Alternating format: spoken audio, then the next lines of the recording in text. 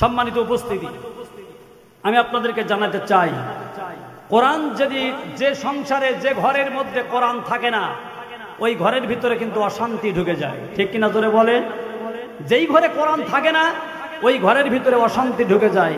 কিন্তু মনে রাখবেন মুসলমান, আমাদের প্রত্যেকের বাড়িতে বাড়িতে কোরআন আছে না নাই? আরো জোরে বলে আছে না নাই? কে ফুরফুরা, কে সরমনা, কে মানিকগঞ্জ, কে আটরশি, কে জামাত ইসলাম, কে আওয়ামী লীগ, কে বিএনপি, এটা বড় কথা নয়। বড় কথা প্রত্যেকটা মুসলমান আছে যেখানে কোরআন থাকবে সেখানে। ঠিক কিনা জোরে বলে? এখন এই কোরআন প্রত্যেকটা ঘরে আছে না নাই? আছে। এত কোরআন ঘরে ঘরে থেকেও বউ শাশুড়ির গ্যামজাম কি ঘরে আছে? জোরে বলেন আছে?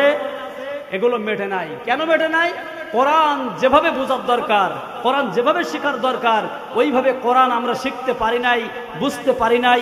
আমাদের সন্তানদের পৃথিবীর ফ্রি ফায়ার থেকে শুরু করে পাবজি গেম, ফ্রি ফায়ার, কত নেটের খবর আমরা ছোট্ট বাচ্চাদের শোনাই, কিন্তু কোরআনের কোনো কথা আমরা তাদেরকে বোঝাই না, কোরআনের কোনো কথা শোনাই না বলেই তো আমার ঘরে অশান্তির দাবানল দাউ দাউ করে জ্বলছে। জোরে বলেন ঠিক কিনা? 56,000 বর্গ বাংলা, টেকনাফ থেকে শুরু করে তেতুলিয়া, পঞ্চগড় থেকে সাতক্ষীরা, বান্দরবন থেকে সুন্দরবন, গোটা বাংলাদেশের প্রতিটা ঘরে আগুন জ্বলছে, একটি আগুন জ্বলছে। এই আগুনটা যদি আপনারা নিভাইতে চান, দরকার আমার আল্লাহর কোরআন। চিৎকার দিয়ে বলেন ঠিক কিনা?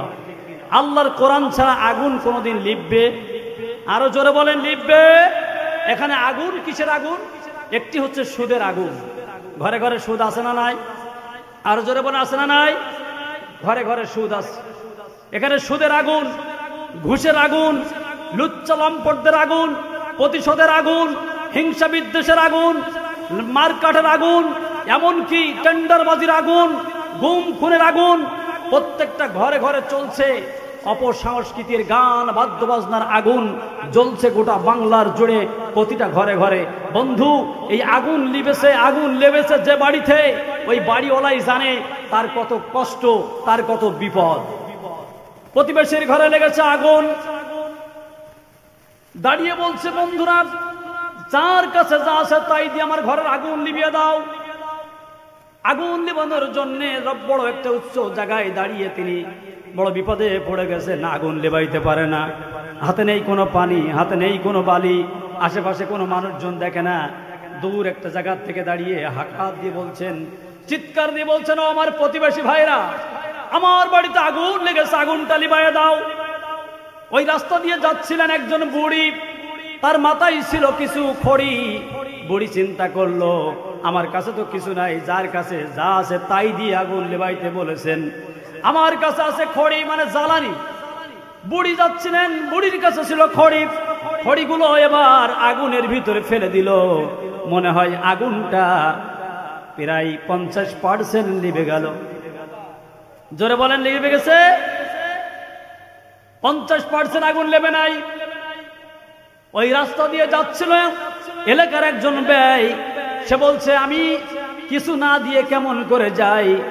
ওই ব্যয়ের কাছে ছিল একটা তোষকের দোকান, তার ভ্যানের উপরে ছিল তোষক, লেপ তোষক, বিভিন্ন তুলা, বালিশ, এই সমস্ত জিনিস নিয়ে তিনি যখন যাচ্ছিলেন, হঠাৎ করে তুলা বালিশের জিনিসগুলো, ওই ল্যাপটপ আর তুলাগুলি আগুনের ভিতরে ফেলে দিয়েছে।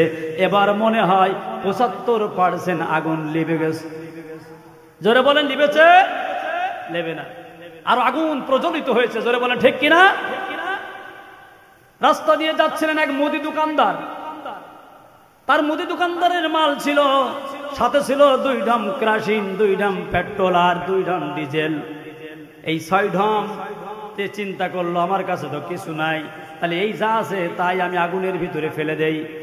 2 ড্রাম কেরোসিন, 2 ড্রাম পেট্রোল আর ডিজেল যখন আগুনের ভিতরে ফেলে দিয়েছে, আমার মনে বলছে 100% এবার আগুন লিবে গেছে।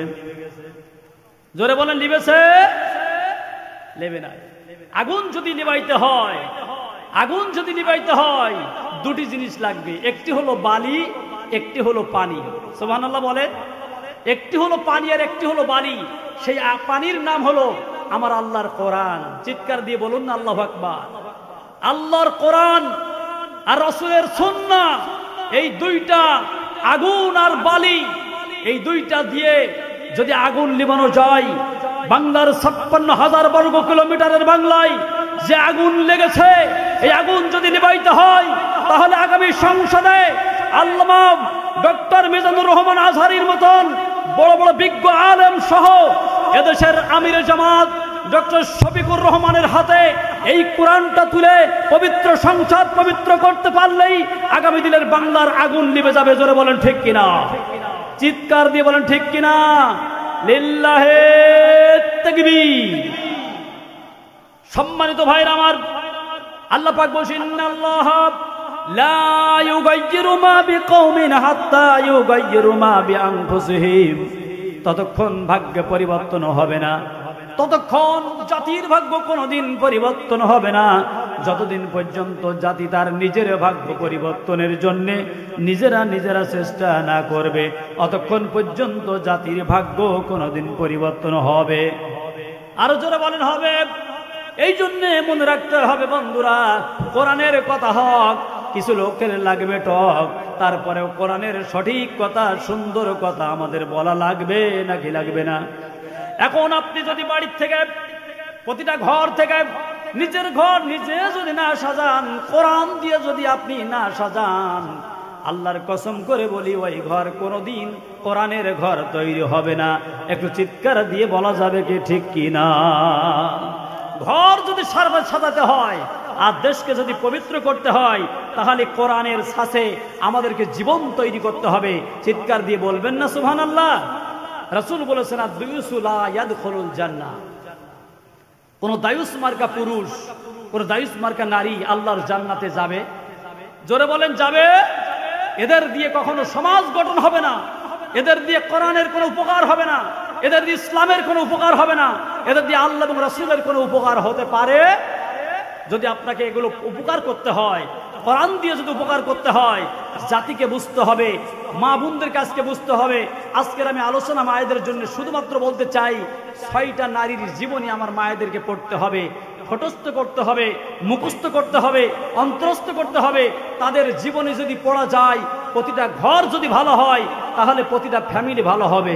একটি মা যদি ভালো হয় একটি সংসার ভালো হবে, একটি মা যদি ভালো হয় একটি দেশ ভালো হবে, একটি মা যদি ভালো হয় একটি জাতি ভালো হবে। চিৎকার দিয়ে বলেন আল্লাহু আকবার, চিৎকার দিয়ে বলেন আল্লাহু আকবার। এই পৃথিবীতে ফিতনা ফেসাদের মূল যদি কেউ থাকে সে হলো নারী। তাদের কথাগুলো ভারী চলে না কোনো জারি জুরি। আমার মারা দেশের গুরু, ওদের আলোচনা হবে শুরু, কেউ কোনোদিন চিন্তা করবেন না। আমার সোনামানিক যুবকরা, তরুণেরা,